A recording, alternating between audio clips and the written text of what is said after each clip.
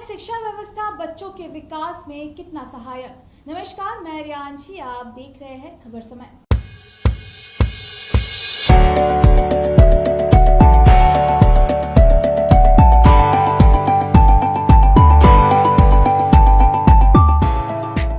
सिलीगुड़ी में कई निजी स्कूल ऑनलाइन क्लास चला रहे हैं, बच्चे ऑनलाइन कक्षाएं ले रहे हैं। सवाल वही है कि क्या ऑनलाइन कक्षाएं बच्चों का सर्वांगीण विकास करने में सक्षम है।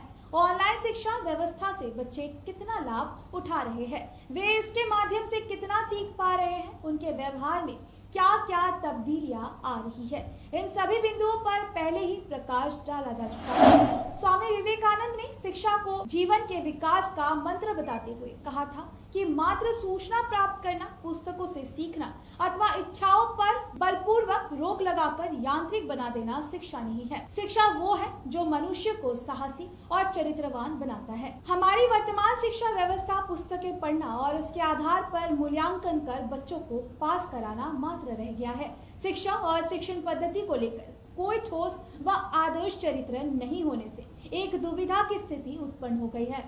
हमारी शिक्षा व्यवस्था किस तरह संचालित हो, उसमें ऑनलाइन की उपयोगिता कितनी होनी चाहिए, इस पर विश्लेषण करने की आवश्यकता कभी नहीं समझी गई।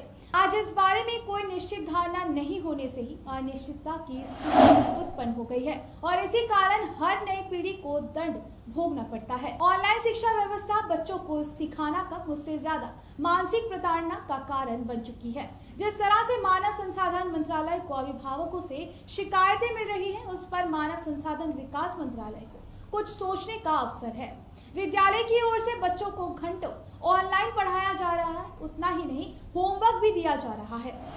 पूरा करने में ही बच्चे दिन भर कंप्यूटर, लैपटॉप और मोबाइल से चिपके रहते हैं। इससे उनका व्यवहार बदल रहा है। विशेषज्ञों के अनुसार बच्चों का मानसिक तनाव तथा उनका एकाकीपन निकट भविष्य में उनके स्वास्थ्य को प्रभावित कर सकता है। विशेषज्ञों ने यहाँ तक कहा है कि कई बच्चे ऐसी स्थिति में मानसिक अवसाद में भी जा सकते हैं।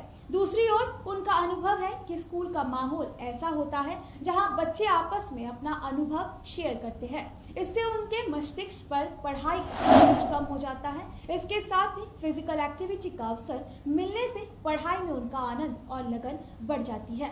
विशेषज्ञों का मानना है कि ऑनलाइन कक्षाएं अत्यंत संक्षिप्त होनी चाहिए। इसके साथ ही उनके मनोरंजन का भी ख्याल रखा जाना चाहिए। अगर ऑनलाइन कक्षाओं से बच्चों की आकांक्षाओं की पूर्ति होती तो पूर्व में वे सभी घटनाएं नहीं होती जिनके बारे में अखबारों तथा न्यूज चैनल की सुर्खियां बन गई थी। आपको याद होगा कि दिल्ली उच्च न्यायालय के न्यायाधीश DN पटेल और हरिशंकर ने कहा था कि ऑनलाइन शिक्षा कोई बच्चों का खेल नहीं है। यूनिसेफ की रिपोर्ट भी लगभग यही सब बताती है। कुल मिलाकर स्थिति यही बनती है कि हमारे देश के लिए ऑनलाइन कक्षाएं केवल अपरिहार्य स्थिति में ही चलना चाहिए। विद्यालय का वातावरण ही हमारे देश के बच्चों का सर्वांगीण विकास कर सकता है, ना कि ऑनलाइन कक्षाएं। इस विषय पर सरकार, शिक्षा बोर्ड और विशेषज्ञों को ध्यान देने की जरूरत है। अगर बच्चों का संपूर्ण विकास करना है तो उन्हें विद्यालय का वातावरण उपलब्ध कराना होगा। फिलहाल अभी के लिए इतना ही। ऐसे लेटेस्ट अपडेट्स के लिए हमारे साथ बने रहे और देखते रहे खबर समय।